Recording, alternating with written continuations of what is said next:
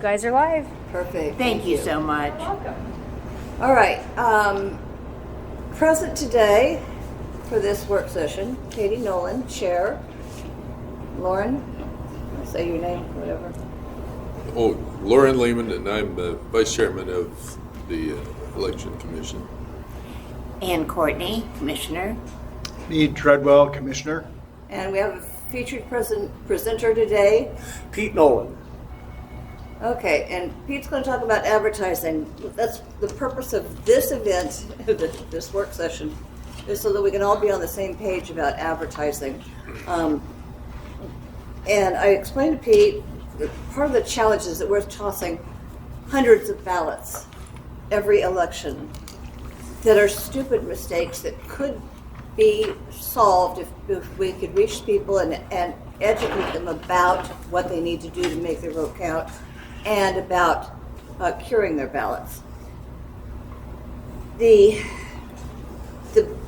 biggest reasons that people are messing up their ballots are their signatures don't match what's on file, and they're doing dumb things like returning them in some other envelope, or returning 3 ballots in one envelope, or stupid things that, I shouldn't say stupid, but things that could be easily corrected if we could educate them. And we want to talk about advertising to address some of these issues. And to start that off, I'd really like to have this be a conversation, not a presentation per se, so that we can all be on the same page about what advertising is, what it's supposed to do, the different types of advertising that are available, and how we can effectively use them to educate the voting public.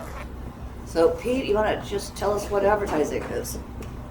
Well, one of the interesting things I noticed when Katie sent me the notes about the difference between 24 and 25 selection was that you had to eliminate 113 ballots in 24, and you dropped that down to 793 ballots in 25. So clearly something happened in there, and I see that you did some advertising on the radio, and it looks like you tried to do some advertising through social media, but I'm not sure what all of this means here in regards to Facebook pages predating meta changes and so on and so forth. So it doesn't sound to me like that part of it worked out. So most of the advertising seems to have been done through the radio, which actually is probably the most effective means of reaching people about something like this. Advertising, of course, is designed to do several things. One is it's designed to sell a product. This is kind of like that in a sense, the product being the election, but not really. It's also designed to inform, and that's more what this is about, is to inform people. It is also a call to action, so for people to do something. And so it can be done in a couple of different ways. One is through a positive message. The other is through what we call a negative message advertising. The positive message is kind of what was done this last time around.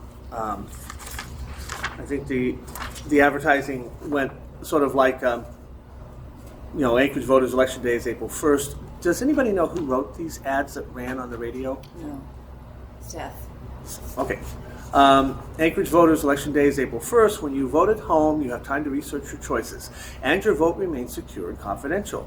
Mark your ballot. Read and sign the voter declaration on the return envelope, and return your ballot envelope in a drop box at a vote center or by mail with first-class postage. For more information, go to muni.org/elections. I tuned out after voted home. You have time to research your choices, and so I'm either changing the radio channel, which generally people don't do. They stick around, but they just don't listen to it. If they hear this more than once, they really don't listen to it. It's what's called a positive, messaging. It's to tell people, the things that they need to do, and it's fairly ineffective. Now, it worked to some degree because either that or people wised up, because you did have a drop of about 400 in terms of the number of ballots that you didn't have to toss, so to speak. A second one that was done was Anchorage Voters Election Day is April 1st. When you vote at home, those are the same. Yeah. When you vote at home, your vote remains safe, secure, and confidential. Well, we assume that anyway, so that is really just, and you just lose people. Well, markets? yes and no. I mean, I feel like if I'm putting it in the machine, putting it there, if somebody else is opening up the envelope and they have my return address, or I mean, very honestly, there are a couple of places here in our process where we could have found out who the identity of the voter was. It would have been improper for us to do so, but anyway, it is a concern that people have. You bet. Absolutely. That things, making things safe and secure, and people do have a concern about that. There's no doubt about that. I mean, Well, we've got a problematic system. yeah, you do, but that's not cured by advertising. No. That is cured by transparency, by just making sure everything works right and such. What you're trying to do is stop people from having the ballots thrown away. That has nothing to do with transparency or whether or not they trust elections. safe at home, yeah. Although it can certainly have that negative effect on trusting elections when their ballots thrown out. So the point I'm making is that if you're running an advertisement that you want to catch people's attention on, and you want them to focus on the four main reasons that their ballots are being thrown out. Number one is they're not signing it. Number two is they're not signing the envelope. Number three is they don't send it back in the proper envelope. Number four is that they get it there after Election Day, whether by turning it in after 8 p.m. on Election Day or not mailing it soon enough. So those are your four main things that are stopping people's ballots from being counted.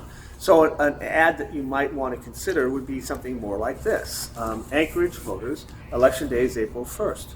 Your vote will not count if you don't sign your ballot, if you don't return the ballot in the official election envelope, if you mail your ballot too late, or if you drop your ballot off after 8 p.m. on Election Day. So make sure your vote counts on April 1st. For more information, call the voter hotline or go to www.municipal-elections. That is a form of negative advertising, if you will. It's a negative messaging advertising. In other words, it's saying to you, your vote's not going to count if you don't do these things. It gets people's attention. Hey, Anchorage voters, Election Day is April 1st. Yeah, I know. Your vote will not count. What do you mean my vote will not count? If you don't sign your ballot, if you don't return the ballot in the envelope it came in, if you don't drop it off before it Well, came a couple others, if you stick more than one ballot in the envelope. Exactly. If Or you if use it- last year's. does that happen a lot? That happens enough. Well, you could actually add that, and don't put more than one ballot in the. So you're telling people what not to do in a way that tells them that if you want your vote to count, you have to do this. This is just one example of how advertising can work that way. There are several ways to advertise. One, of course, is through newspaper. You do a lot of advertising in the newspaper in regards to the announcements about the election, but not about how to vote in the election. What newspaper is that? Exactly. Well, I read it on my phone in the morning, or Katie reads it on the tablet, so we still are subscribers. But you're right, the advertising is limited. There's not very much in it anymore, and it doesn't have the cachet it used to have with people. They just don't read it. Number two, of course, is being on television. Television is very costly. There's really only two places to advertise in which people are going to watch the commercial potentially, and that is during the news because it's live, or during a sporting event. Katie and I like The Voice. We like America's Got Talent. We never watch it live. My God, the commercials are annoying as all get out.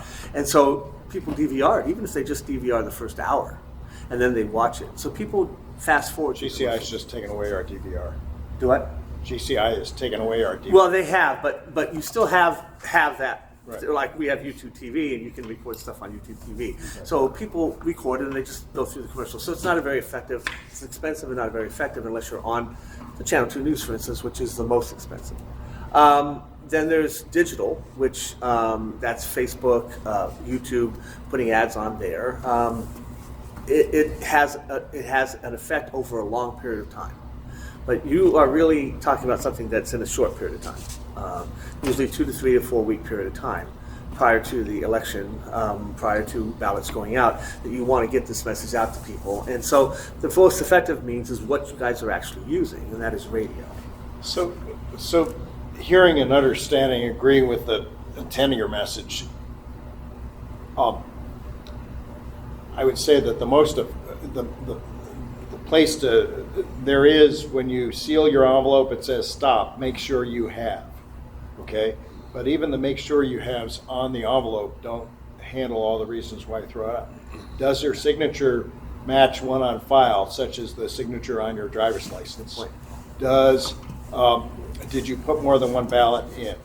Did you mark things properly? Did you, but it also would seem to me is, did you give us your email address? If we have your email, it makes it easier to cure a problem than snail mail, okay?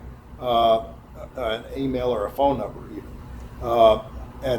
And invite that. We're not invading your privacy. We're not going to give you junk calls, but there were many people who could have cured, who did. So you have that. But even a little card or something like this, here's what to do, here's what not to do on the how to vote would help. So I would say that on the material itself, that's number one. And even Would that be included with the ballot that's yes, mailed? yeah. And in fact, if you look at the envelope today, it does give you little things. Don't put in the envelope without the hidden outside envelope, or your ballot may not be counted because, well, anyway, it doesn't protect your privacy. So you've got those things. And then, the weird thing about advertising is that the campaigns have figured it out. We can, suggest messages to give the campaigns because they are always looking for a way to close. And the weirdest thing about mail-in voting is it used to be, I'll go back to when my father ran for office in a small town. We were calling, if the polls closed at 8 o'clock, we were calling people up until about 7, saying the polls close in an hour, we noticed you haven't voted yet, we really need your vote. And we'd even offer rides to the polls and that sort of thing. It's hard to do on a mail-in thing. You can figure out whose mail has been received. But the other thing is the finish line is actually a month long now, and so a last-minute charge already half the people have voted. For example, if the guy is, the old joke, I'm not even going to say it, but whatever it ends up disqualifying. You could be John Lindauer, financed by the mafia, but they've already voted half of it, and so the point being is that you've got campaigns that are doing advertising, so you might figure out a message that could be approved by the campaign without it sounding like the elections office is endorsing you. You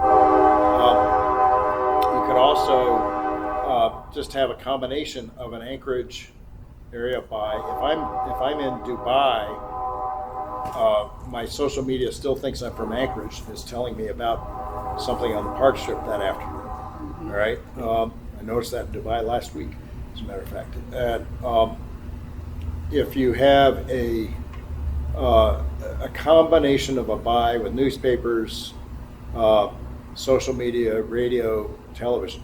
I mean, the weird thing for me is that television now, it costs me about 5 minutes to turn on my TV. Yeah. Make sure that the password is still up to date. Pick among 20 different apps that are going to show me some fun show, or make sure that we've still paid for the sports channel. And it's nonsense. And so the idea that I could turn on, if I was watching late night TV the night before, I'd turn on the Today Show, would be on. I can't even do that anymore, And so the local advertising market is really kind of dried up. I'm going to a lunch with Ryan Binkley, who's publisher of the paper, where I assume he's going to tell us how much news advertising has dried up. Pete, excuse me. You listed, when you started talking, you listed 4 main reasons that you had distilled from your reading. Would you mind repeating those? You mean the 4 reasons that people advertise? No, I believe it was the 4 reasons why votes are not counting. Oh, the 4 reasons that I understood from looking at what you have here for the main reasons are that people don't sign their ballot. Not signed at all. Not signed at all. Uh-huh. That they don't mail the ballot in the official ballot envelope. You mail it in some other kind of an envelope.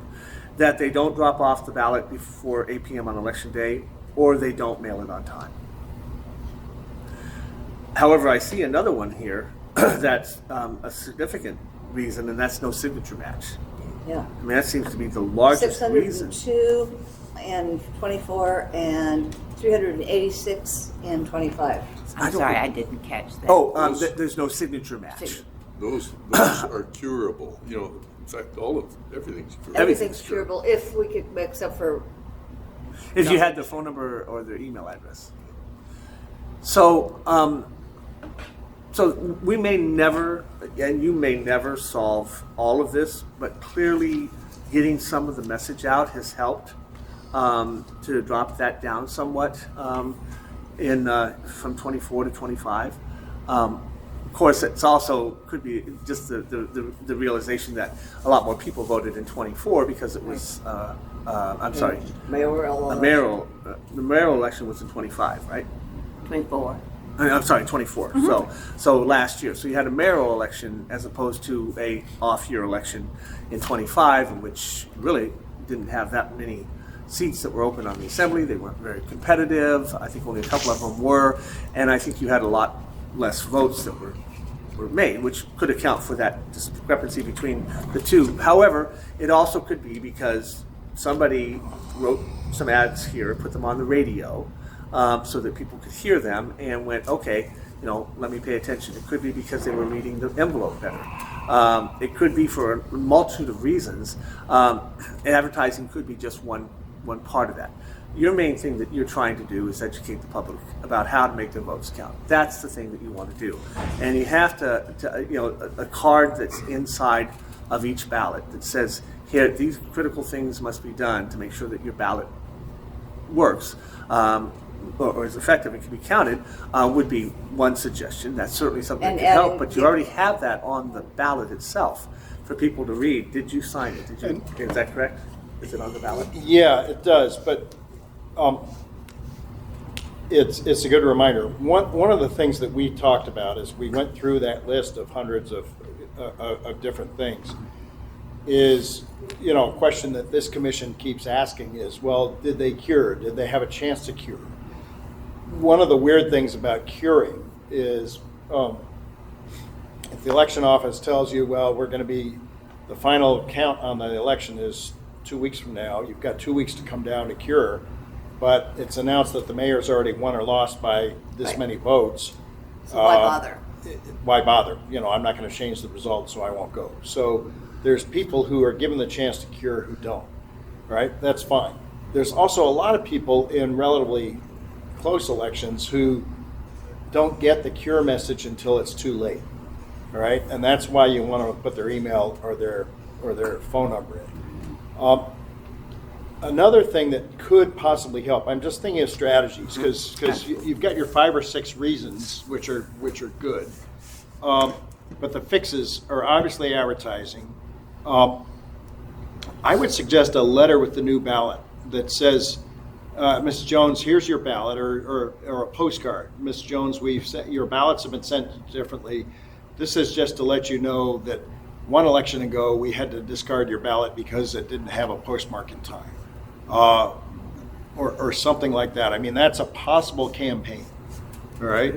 And it at least lets people. Now, what's interesting is we asked them for information on serial folks being thrown out.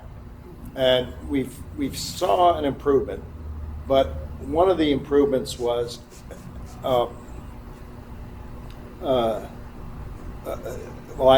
don't know, but we suspect that there's a number of older voters whose signatures don't match because their original signature on their driver's license or whatever, or the state doesn't have them. There's actually a chunk, and we've several times voted to count somebody's if the government doesn't have the signature. Remember that one? Yeah. But the other thing is there is this notification system, which is which will tell you, Mr. Lehman, your ballot has been received. Do you ever get that email or that particular text? We might also send out a notification system to that list, which may not be everybody, but it's everybody who signed up asking, here are 5 ways to make sure your ballot doesn't count. We threw out this many ballots in the last election. You know, Would that be an effective advertising strategy, is to just show them the numbers? I think it's It's a what communicate, you were talking about yeah, in the an negative effective ad. strategy. You know, and the weird thing about the negative thing, and this is something to be aware of too, and one reason why sometimes people don't do negative advertising on this is because it lets you know a way to invalidate somebody's ballot that you're dropping off for them or posting for them. And, you know, I mean, my wife and I disagree on certainly on the presidential candidates, for example. All right, so could I invalidate her ballot? Yeah, honey, I mailed your ballot. Well, I forgot to put a stamp on it, or I mailed it past 4 o'clock, or what, or I dropped it in the thing at 8:02. I mean, you know, it's in a presidential election, that's a state thing, but there's always a concern about that. I'll tell you, there's a different one in a very different business that I've done a lot of work in, which is trying to get America to build effective defenses. And after Ukraine managed to demolish $7 billion worth of Russian aircraft with drones that were snuck into Russia just right outside the bases. That cost about $1.98. Right. But the point being is, a long time, a set of thinkers on defense, we've had the argument, and we've never published the article that we could very easily called America the Vulnerable, pointing out our vulnerabilities, simply because we don't want to put that target on our back, if you know what I'm saying. Somebody else can also figure that out, but the fact is that on some of these vulnerabilities, we haven't done anything in 20 years to fix it. Some are new vulnerabilities, but you don't necessarily want to do that. So anyway, I still think the idea of that. There's also kind of a way of engaging humor, which may well be not the official language. We still got to publish this official stuff, right? Right. But, you know, maybe the commission itself gets on talk radio every day during a mail-in election. Maybe we get a comedy PSA that says, here's the top 5 ways to not vote when you vote, you know, or something like that. And try to do it a little bit more viral, and see if we can engage this. And there's campaign groups and others where we could even invite, the commission itself could say in a week or two before, at the same time that we're coming together to learn about how the signature machine works or whatever, we have these workshops for observers. We could also invite campaigns and say, hey, here's a message that you really need to get out to your people, and do this. And just, you know, Katie, you're the chair. Let's get you on all the news channels, on you know, public radio, on there are 3 or 4 people who actually do news. The Anchorage Election Commission chair, Katie Nolan, says that her commission will be meeting on, you know, this date 2 weeks after the election to count the ballots. Last year, says Katie, we threw out X hundred ballots for these 4 reasons, you know, and so I'm just making sure that we're telling voters this now before they vote rather than after. All right, and if it says put your email down, put it down. We're not going to invade your privacy. We're going to use that to contact you if there's something wrong with your ballot, you know, that sort of thing, and just interact. And whether it's the group of us or you as chair or whatever, I think it makes sense to do that. And frankly, you can do that without any authority from the city clerk. We're a commission. You're a commission. Yeah. But and it's purely educational, but it makes sense to do. What's the most effective way to get these messages out? I don't get Channel 2 anymore, or if I want to get it, like Meade said, I've got to go through, 10 steps to find it somewhere. So I don't get the local news. I don't get the paper. Is Facebook a broad enough demographic? I mean, is the demographic of Facebook broad enough? Well, digital marketing, that's what that is. Google does it, Meta, which is Facebook now. It can be very effective. But it can cost. I mean, you have to have your ads rotating into the cycle with all the other ads that people see when you come up on Facebook or on YouTube in particular. And if you want your ad to play out on YouTube, not just the first 5 seconds and then people can skip it, it costs more money. And then there are boosting so that you can boost the amount of people that see your ad. Those are all things that a digital person would sit down and talk with you about. There's certainly that is available. If I could just speak to what Mead is talking about here for just a moment, I think that all of those are very effective ways of educating, because you're not trying to sell a product. This is not a product sale here. You're not promoting any kind of a function, although the election is one. What you're trying to do is educate the public about how that you make sure that their ballots will count. Certainly negative advertising could cause somebody who was nefarious to say, hey, boy, that's man, I could make sure that my wife doesn't count. But more than likely that isn't a huge challenge. Right. It's more than likely not a huge challenge, but exactly. But in the same token, there's all the things that Mead is talking about here and laying out are excellent ways to educate the public that are outside of necessarily advertising in the traditional way, but they're all advertising. So each one of you getting on the air, talking about it, Katie going on. just call it communications, but yeah. My question is, do these forms of communication reach Mountain View and Fairview equally with South Anchorage? So let me just give you an answer, or my answer. I was looking at my phone earlier to find the name of the guy I know at Meta, who was my guest at dinner after I was at a family wedding where it turned out we were on the same airplane to New York. He's in charge of all of Meta's advertising with one of the big drug companies, Briggs or whatever, and so they don't want to sell me, say, a drug for women in menopause, but they do want to show me, something that men look at for their prostate or for their Viagra or whatever. Mm-hmm. And the point is they have figured out ways to slice and dice their membership very well so you can do it. And you can say, okay, we're going to do a test marketing program with doctors in Winnetka, Illinois, on this drug for this 2-week period, and we are aiming to get we're aiming to see how well your stuff works, because we're going to give a premium to people who call their doctor about this eye drop. Okay, and they can slice and dice that market. I will tell you, because the people who used it against me in the Senate race, literally when I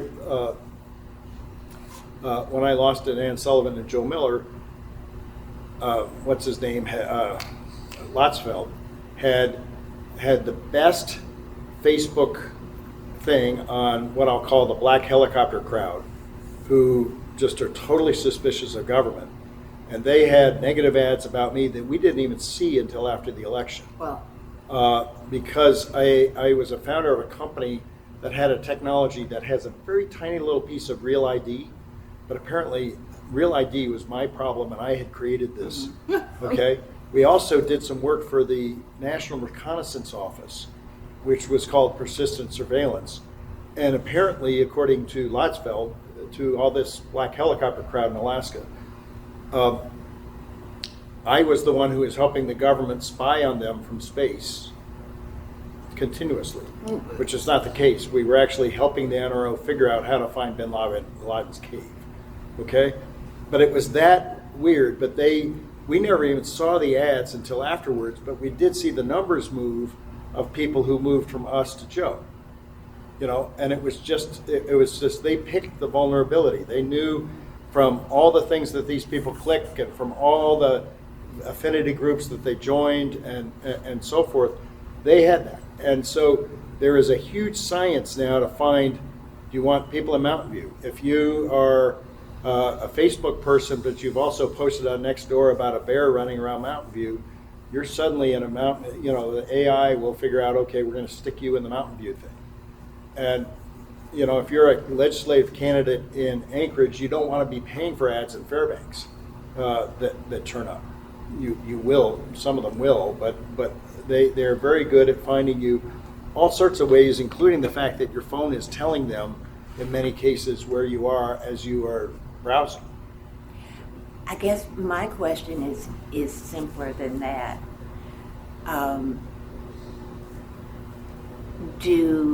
Does every demographic now have equal access to phones and laptops and iPads? Well, I couldn't know that for certain, but I think if, for instance, from radio, you can say that there are certain radio stations, KFAT, for instance, that are targeted toward a particular demographic, younger people, African American, to white, to all kinds of.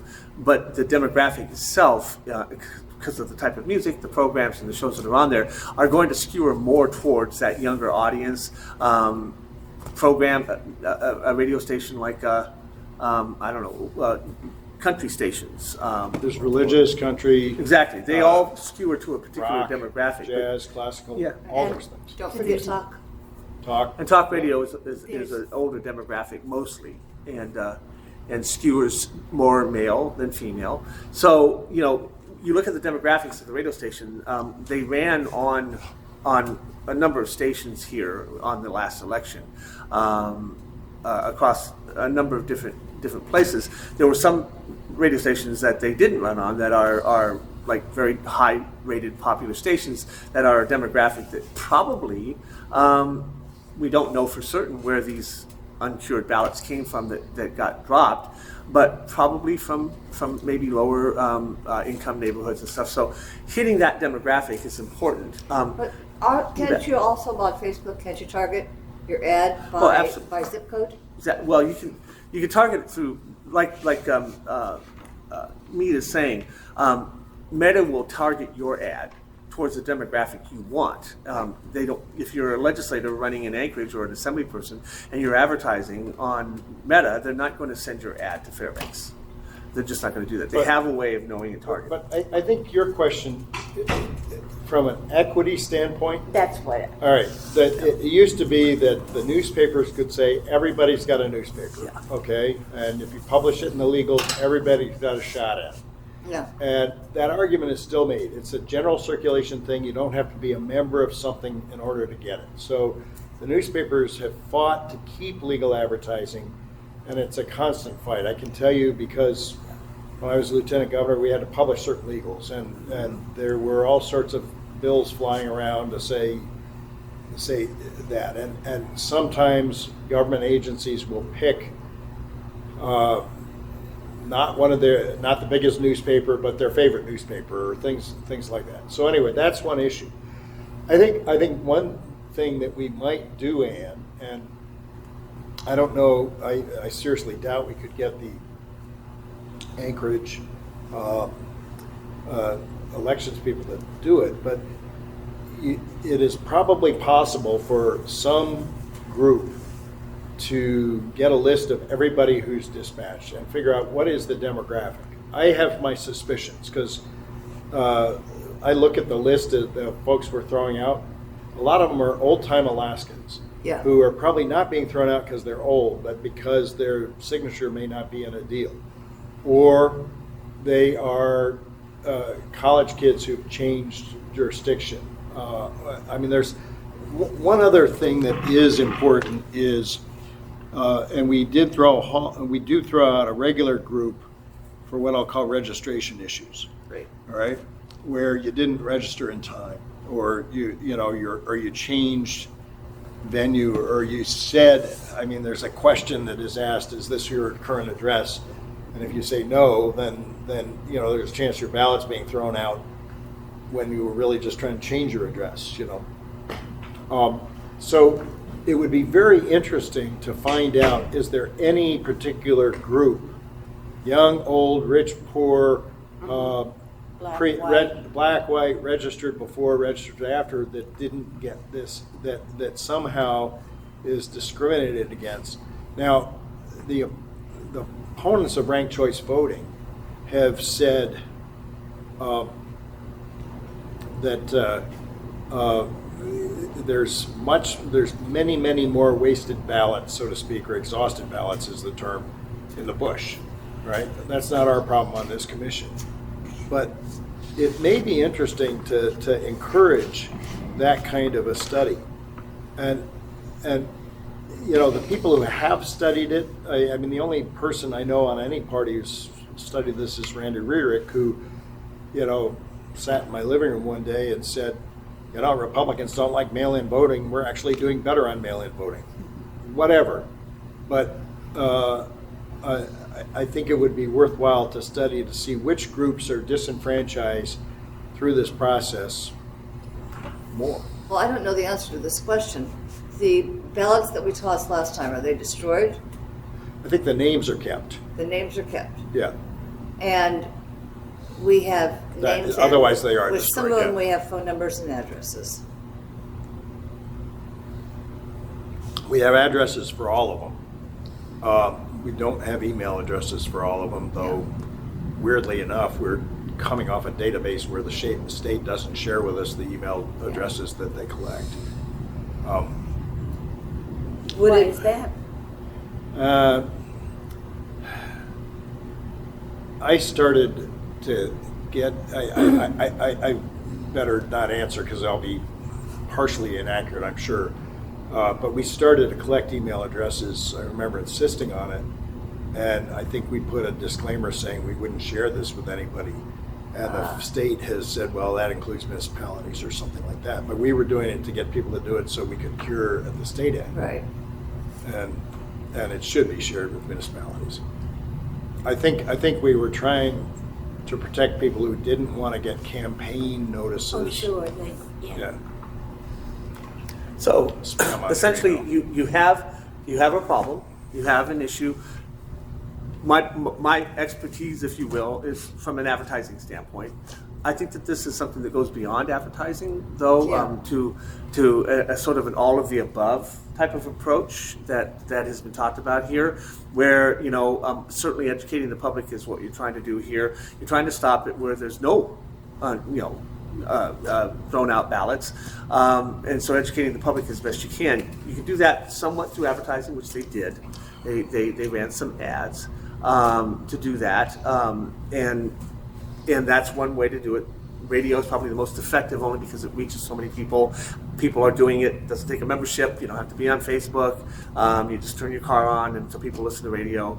But then doing all the other things that Mead's talking about, putting a card in, letting Right. people know that your ballot won't count if you don't do these things, and we want your ballot to count. Telling people how many So- ballots get thrown out. The only problem with that is that you get back to the helicopter, black helicopter crowd going, see, you're throwing out ballots. You know, how many of those would have changed an election? So, Right. but in the same token, educating people that we don't want to throw out ballots.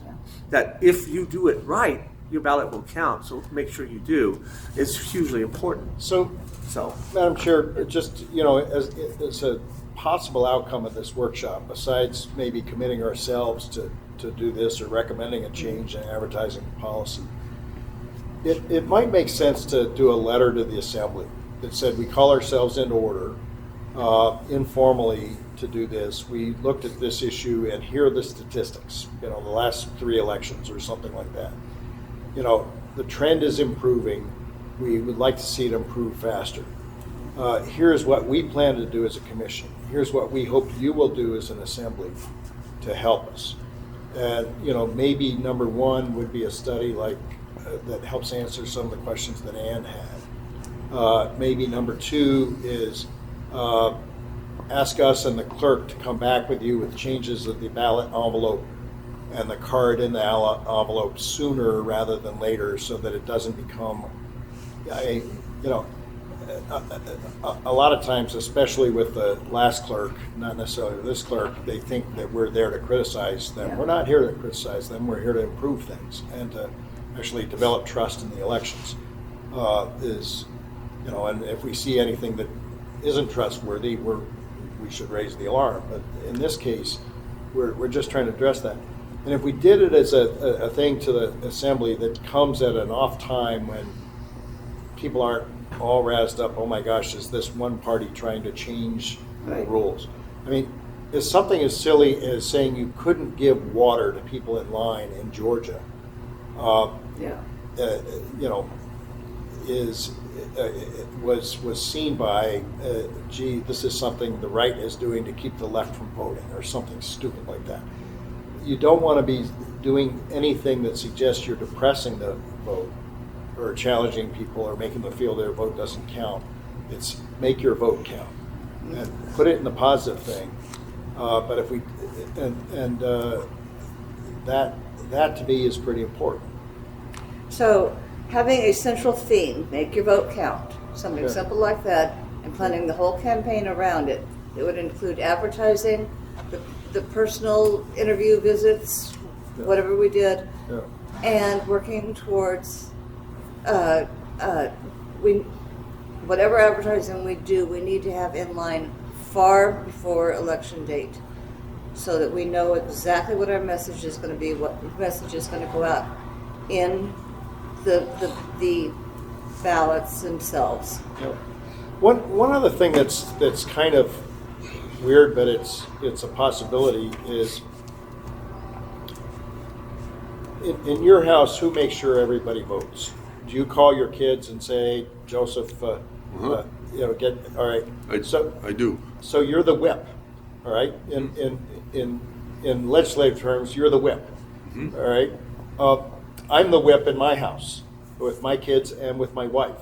I'm getting you the ballot in time for you to put a post stamp on it, to send it back. One of the fun things you might be able to do is go into the schools and say, "Are you the whip? Are you the one who makes sure that everybody votes in your house? Here's to make sure their votes aren't screwed up." And get the high school seniors who are turning 18. You may or may not be 18, but here's how to make sure you're registered if you turn. And by the way, here's how to make sure that your family votes, and get that out. It may be that you do the same thing with families of people in nursing homes, so that they're not exploited by somebody else. But the case of influencers, and in fact, I think that's the idea is, the weird thing about influencers is it's a phenomenon that nobody is used to, but the advertisers have caught on to this, which is, I don't have any influencers, I guess, but my daughter is actually a paid influencer about concerts coming to Anchorage. Oh, isn't this cool? So-and-so is here. And she's got like 3 or 4 Instagram accounts that just tell people that so-and-so is going to be playing at sundown, at the town square on Saturday. And there's other people who are influencers on clothing. And so look at this brand new purse that Prada's got out. It's only $300. I can't believe it. I'm buying 2. But there's people who have over 1 million followers on that, and so the people at Prada will send them free handbags. When we're talking demographics, which is what Anna was talking about earlier, influencers, that's the younger generation. None of us, you're going from a different direction than I'm going, I'm sorry. But are you the family influencer was the key on that one. But the influencers, how do we reach that younger generation to vote? And how do we reach the older generation to vote? How do we figure that out? In fact, that's one of the questions from the study. Is just Yeah. We can very easily match the demographic of the name and the age, and probably the names and ages of everybody who voted. So was there a greater propensity? Yes, people over 50 voted. 40% of those registered, and people under 50 voted 30%. All right, but then if the skew of who were thrown out was more in the higher percentage than the percentage that they voted, that's a signal. I think that would be very interesting Yeah. in terms of targeting. our message. Well, one of the questions would be to find out who would pay for that. And would it be the assembly? Do you get the parties to pay for it? Do you get somebody like, Lord save us, Lotsfeld or Dittman or somebody else to pay for it or encourage it? There's lots of people who do studies on election issues nationally who would possibly support this on the left and the right. On the left, it's Pew. On the right, it's Leonard Leo and his group is Do you have to farm millions. it out? Could it not be done in-house? We're Okay, talking I'm going to pause $300,000. this for a second. I promised Katie wouldn't be here over an hour. Oh, I know, Pete, we're really I do have to keeping go. you. Yeah, I Any got more it. advertising information that we need? It's been great. Yeah. Well, Thanks Thank for you sharing. very you bet. much. All I can say to all of this is that what you guys need, are trying to do is just educate the public about all things having to do with the election to make sure that their vote counts. That's the main thing. We also, as it was just pointed out here a moment ago, to encourage people to vote. I think that the idea in 2000, when I worked with the Anchorage Daily News, I still have a T-shirt of this, Vote 2000, and we went to high schools, and as I was a part of this group of people with the newspaper and other places, that we went to talk to high school kids about voting and registering to vote when you were 18. And I don't know how effective the program was, but we were doing that 25 years ago. And so, educating people on all these things, advertising is just one tiny slice of that, and how you advertise can be, however. I guess I would say this: if you're going to advertise, I would encourage that advertising to be through digital and through radio to get that message out to the broadest. You're an old audience. newspaper guy. I'm an old newspaper guy. I was with the Anchorage Daily News for a number of years back in the day when we were king. We were king. I mean, Well, you were. we were. I mean, What few surprises came out of there? Cal Weathers and Ford was, and I got to know Cal really well, was my client. And this was the only market in the country in which he had a $2 million contract with us for advertising in the newspaper. Because he was the guy, who was on the, call Cal, and he's Go on see airplanes Cal, and go stuff. see Cal, go And every see other market in the country that he mostly did television. He had a very small market for it. But the Anchorage Daily News was king all over the state, and he spent $2 million a year with us. So we were, I walked in and it was, the Daily News guy was here. It was just amazing. Now, they won't even talk to you. If you were a Daily News person. Yeah. But so it was at a heyday of newspaper, and I really enjoyed it back then. It was really great and lucrative. Not so much anymore. But anyways, It's like how many of us actually take the paper anymore? on my phone, I like to read it. Yeah. That's about it. But nobody. But They the don't. cost is amazing, even on the phone. It's You really- ludicrous. It's Ludicrous. for me to pay what I pay just so I can Yeah. open my phone in the morning and read what little bit there is in the paper anymore. It's pretty ridiculous. I don't know why I do it, to be honest with you. The funnies, the comics, they're still good. Thank you very All much. right. for You're welcome. coming in And what helping are you lead doing now? this. I actually work in digital marketing and in radio field now. So actually with a group that they didn't advertise with, which was fine, but I work with Ohana Media Group, and they are KFAT and some of those other stations that KFAT's the number one station in the market in that demographic. Yeah. Of the younger people and probably more, it's hip hop music, it's that kind of stuff. But yeah, so I am familiar with some digital marketing, what you're talking about, what Lee was talking about. But that's the advertising side of things. I think there's other ways that Mead has talked about, you all talk about educating that community, educating the people out there. Katie going on and talking, you all going on and talking. Mead's very, you all, not Ann, but the rest of you came from politics. I even took a little stab at that myself once, and so never do that again. But anyways, and so we all kind of understand that messaging and how to talk to people. And I think going on talk radio, going on the shows, going and With talking to one folks central theme. with one central theme. Yeah. Don't let your ballot not count. Don't let your ballot Make your vote count. Make your vote count. Make your vote count. Make your vote count. Don't lose your vote. And just do these simple things and it'll count. Thank you. So I I know enjoyed it. you have to run, but on the drive down, I was thinking about this. I got this message, 2 days ago, I guess, from Jamie, and I looked, and what is it, approximately $50,000, I think the municipality spends, and my thought is that effective? Yeah. And what's the most effective way to get that message, and presumably, and not have to spend a lot of money doing it? Are we wasting money in some efforts, or what's the most effective way? And you've been helpful today, just in sharing your knowledge. Thank you. Well, I will say that of that $48,000, $37,000 of it was into the Anchorage Daily News for the notices that they have to Which do. is legals. required. Yeah. So really only and those notices are $10,187 probably of it was pretty actually spent useless. on I mean, advertising. they're required. They're required, but who But- sees them? You Yeah. don't see them. Yeah. Well, most of us don't. but it's required by law, so that's what they spent most of the money on. They only spent $10,187 on radio. They spent it over iHeart and Alpha Media, and then a couple of other smaller And media the companies. question is, who made the decision to I buy? have no idea, but I will tell you what. I in here you'll see when the ads ran, how much they cost, and the times that they ran, and across so many stations for only $10,000 was fairly ineffective. Oh. Pick a couple of good stations, top-rated stations, and get on those stations and plug the message.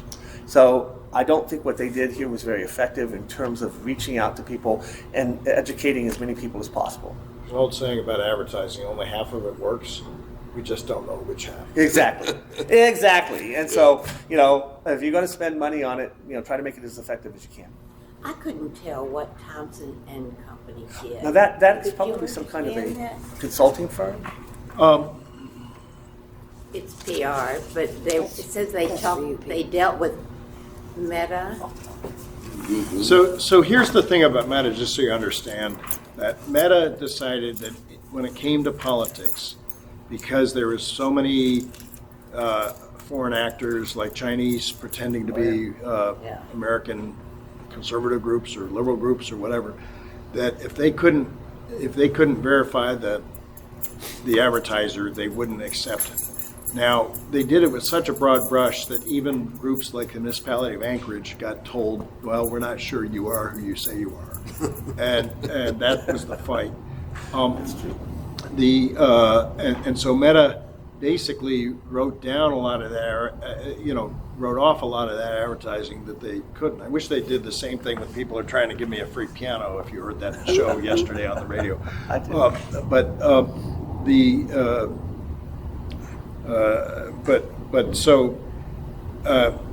As I, depending on the interest of Jamie to take advice on this, that fight is worth fighting now, not 2 weeks before you place your deal. Exactly. And getting that verified. And they should. So that's a recommendation we might want to put down. Exactly. Because the reality is do you have a budget for advertising, or is this coming from the municipality who's making decisions on what radio We don't have a stations to be on? budget for anything. We're an advisory group. Exactly. So somewhere out there, somebody made decisions about where to run advertising, what kind of advertising it would be, what radio stations to be on. It looks like they kind of did it, shotgun approach. They likely hired somebody to tell them what to do. Exactly. or- I'm thinking or maybe it's this we'll give you Thomas- so much money, go. And I'm go thinking do that probably this Thompson and Company was acting as an agency of sort for them. Yeah. Although I'll be honest, I don't know that agency. Yeah, William, who was the director, Northrop, yeah. he probably got somebody to do it. Not saying he did a bad thing. No. He probably did the best he could with. Exactly. He just didn't know. So Experience he had.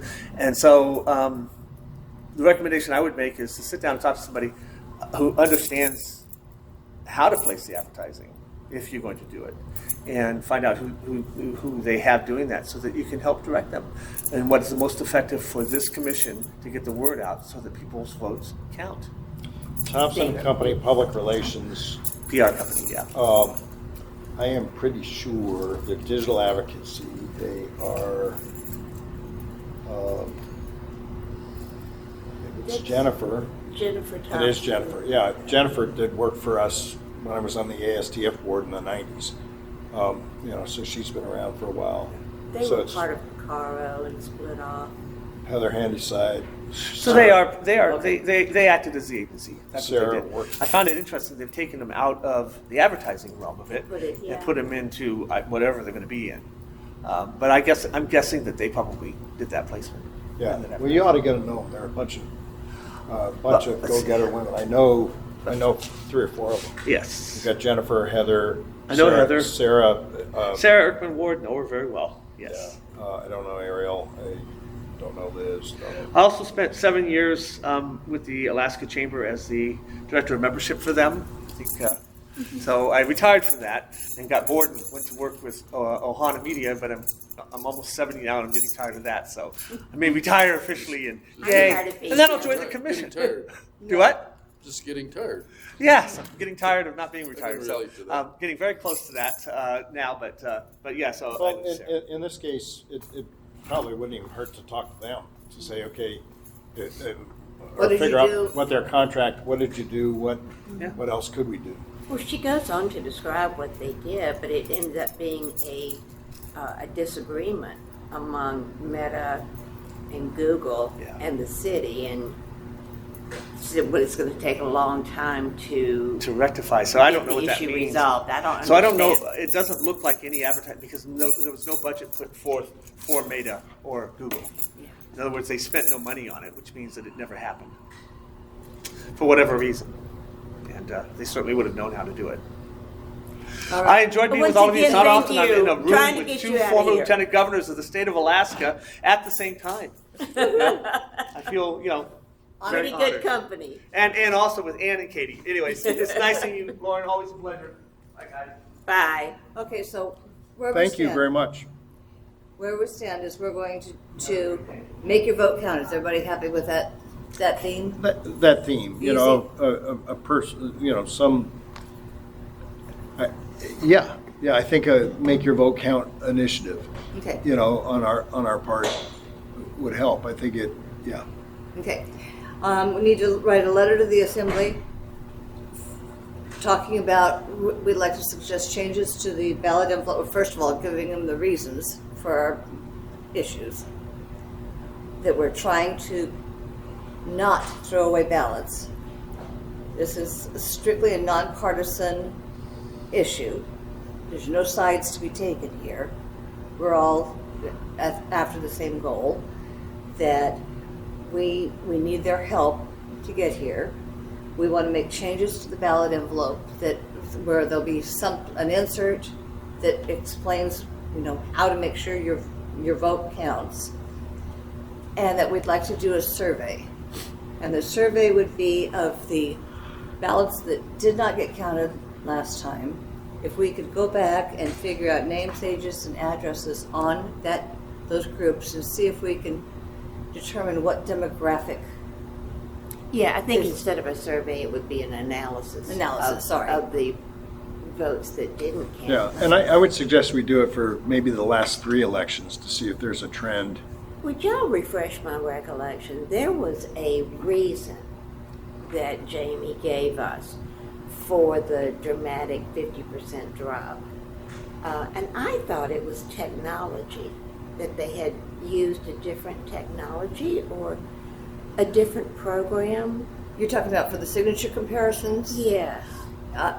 Yeah, it's they're doing it by hand. No, I realize they do that, but there was a reason that she gave, and I don't have any minutes, or I don't have a good enough recollection. There was a very distinct reason that she gave for the numbers going down so significantly, and I can't remember what it was. I was hoping she would be here. No. I feel like, yes, Katie, these suggestions I would love if Meade had time to, delineate each of the things that Meade brought up. Mm-hmm. I feel like we need more of a plan before we go to the assembly. Oh, absolutely. Okay.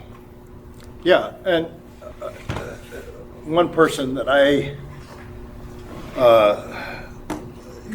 You know, I mean, it would be decent to talk to Jennifer to see what they have. It'd be decent to talk to Larkin. And frankly, if we had a couple other work sessions to just basically and bring some of those folks to the table. But on the issue of the survey or the analysis, I think it would be good to talk to Jamie or who is the election director now? We don't have one yet. I don't think they Have we Well, got they one? haven't told us. She stepped in, I think. Right. But have they hired anybody new? No. I'm not aware. Well, no, there was the email saying that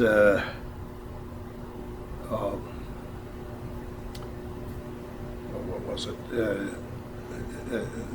That she couldn't be here and that somebody else couldn't be here either. Right. I feel like we do need to communicate with staff because we're sitting here with what we think are great ideas and we need them to say, yeah, we've never done that, or boy, we've done that, 1,000 times. Yeah, it was Amy Solberg. Yeah. So I think we can't make these decisions in a vacuum. We don't know exactly what they've done. William used to go on TV. Well, did anybody do it this time? Okay, I'm going to back up on that one.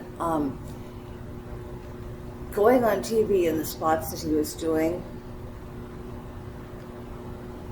I don't know how effective those are. I really don't. When they were, the challenge that with it all is that it was compressed into that 2 weeks. And by that 2 week time frame around an election, I don't know that people are so sick of stuff that they're not listening to it. We're talking about something that has to be done in advance before that time. In the old days, the League of Women Voters would have done something like this. And there's youth vote programs, and there's all sorts of external nonpartisan groups theoretically that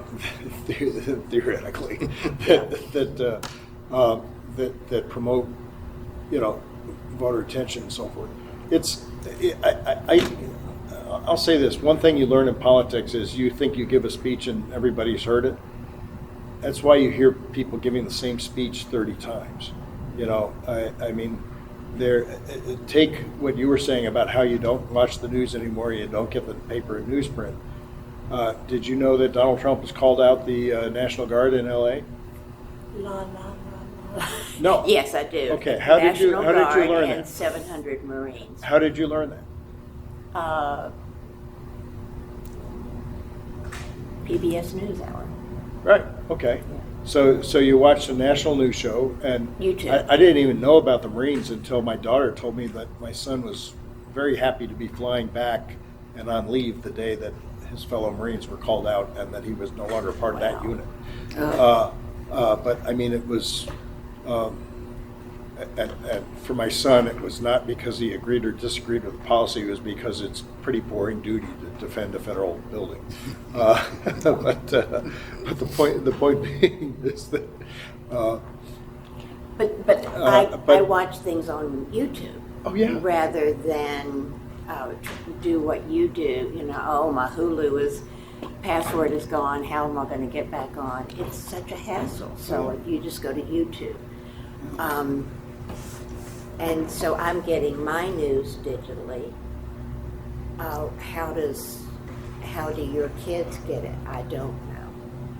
Well, one of the best ways to get the news is to watch the synopsis of the comedy shows the night before. Oh, well, I get mine from Jon Stewart. So. Well, yeah, in that regard, during the flash war between Donald Trump and Elon Musk, it was much easier to get the fun stuff from the comedy guys than the New York Times or the Washington Post. They were two children fighting. It's just like our grandchildren fighting over, it's so dumb. Right. But what's interesting, one thing I've also noticed in politics is that events events hit people more than, say, just talking to them. Events change minds.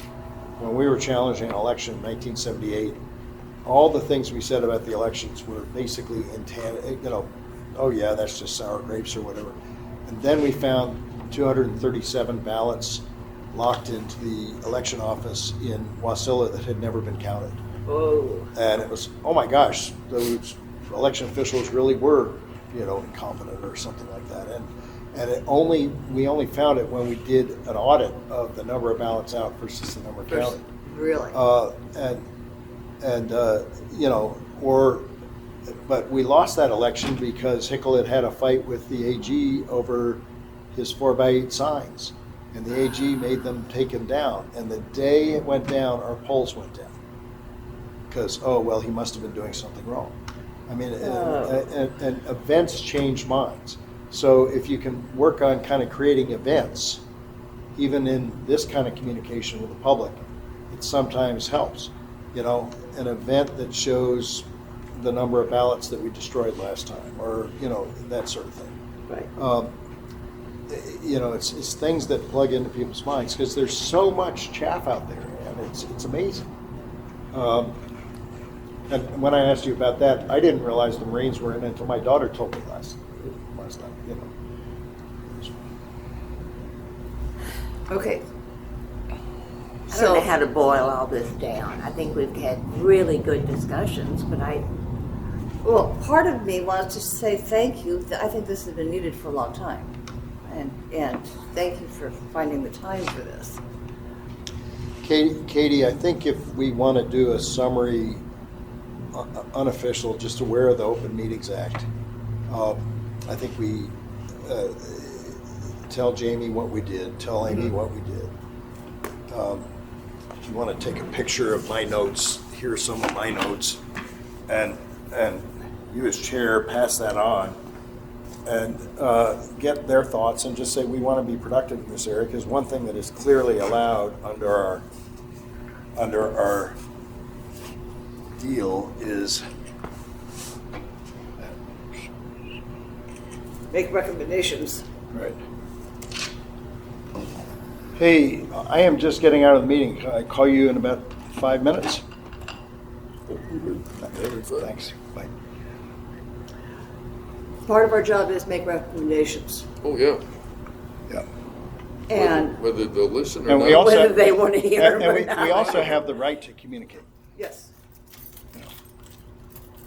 And but having a work session like this gives us that opportunity. My question is, should we invite Johnson's and do another one of these at a time when we actually have the staff here? So here would be my suggestion. Okay. One, let's figure out whether or not the analysis that Ann talked about of trying to understand, was there any particular thing we can learn from the people who have had their ballots thrown out in the last 3 elections, all right? Were they older or younger? Were they particular neighborhoods? Were they male versus female? Were they, were the handwriting ones different than the postmarking ones, Was English a problem? Right, that kind of thing, and just see if we can study that and say we're serious about this. We want to understand that a little bit better. There's several different ways to do it. We can do it internally. They can do it. We can see if the assembly would give us a little bit of money for somebody like Dittman to do it, or Thompson to do it, or ICER to do it, or something like that. We hired ICER when I was lieutenant governor with a group of experts when people were challenging whether or not our electronics were working properly. And so one general recommendation is we don't know what to recommend you. Let's talk about it. All right, that's issue number 1. Issue number 2 is the advertising. Let's turn it from advertising to communication strategy. All right, and say we've got all these ideas on communication strategy, and the assembly wanted to defang this commission, so to speak, but we we were told certain things are not in our powers, but certainly communicating on how to make your vote effective as well as that is cool. So, anyway. Okay, so I never heard the brief. Do we want to meet with Johnson? Hey, Ricky, Thompson. Thompson. Thompson. They're going to charge us. So Well, they did something for some reason. Oh, cool. Look We forward might to it. as well- Thank you. We can hear from them. Learn why.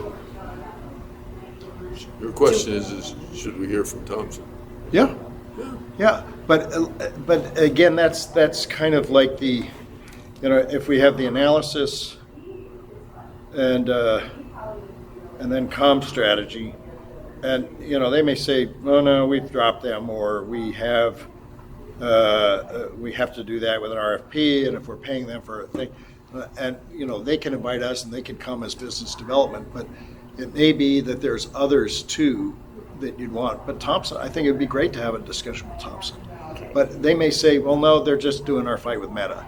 But my sense is that if they spent $37,000, 6% is 6 times 3 is about 1,800, and if they spent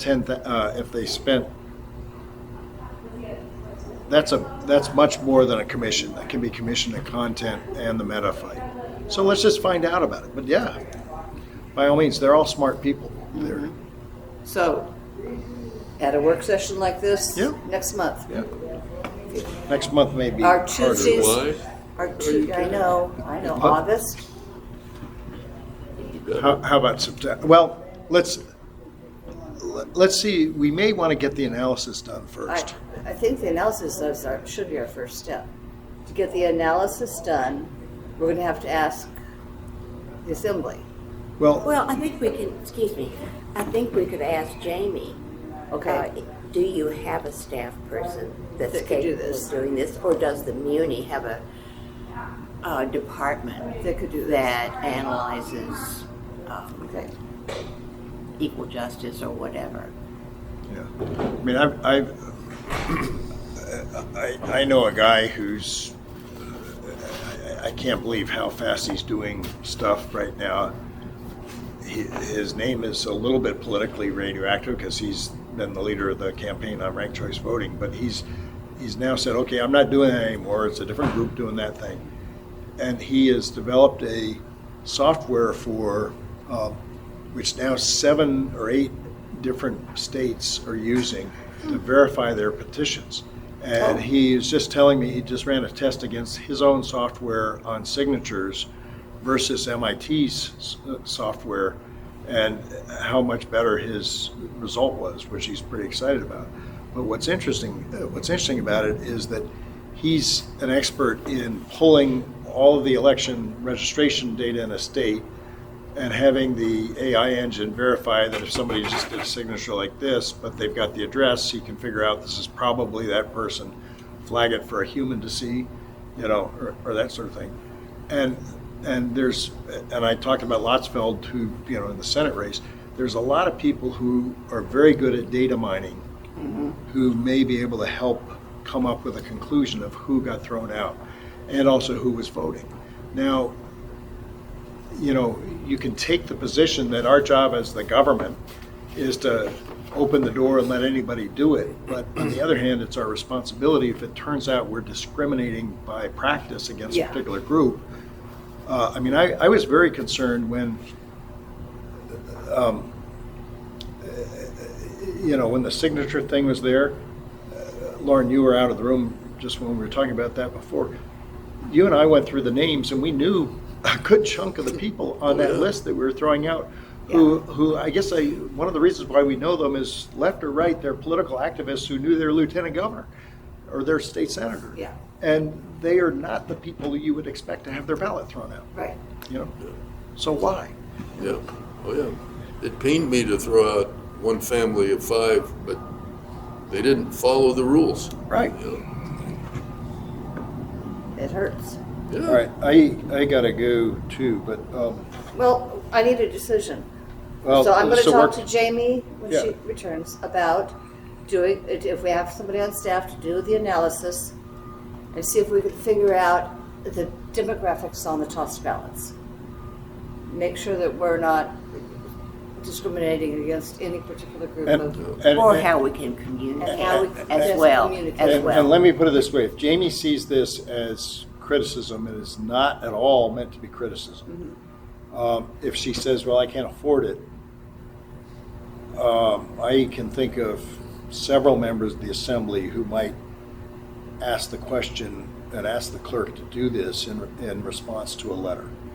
And if we ended up doing a letter where we would need to reconvene so as to avoid the Open Meeting Act's problems, and said, to the assembly chair, as your advisor on this, we've met in a quieter time with no deadlines to look at all the ballots that we threw out.